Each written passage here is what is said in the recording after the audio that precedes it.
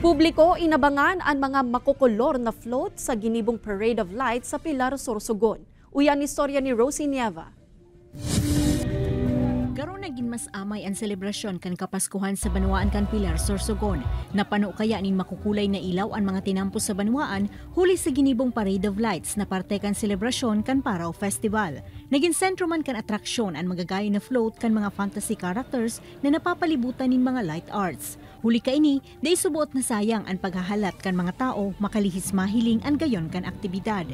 Napakagandang makulay. Tsaka mga nag-e-effort kasi talaga sila. Yung mga kanya-kanya po nilang mga performance po.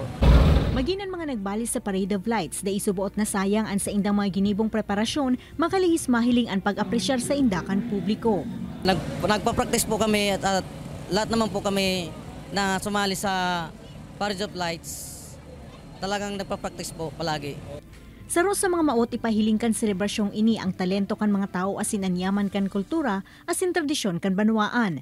Basado kaya sa storya, kan mga panahon igwa subuot ni nahihiling na mga nagdiliwanag na barotos sa kadagatan na inaapod na paraw. Hasta sa inina ang naging taunang selebrasyon kan nasambitan ng Banwaan. Ito yung time din na ma-share namin ang aming talents, not just giving services to the Pilareños but kumbaga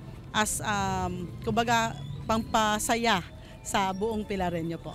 Ini si Rosie Nieva, Balitang Bicolandia.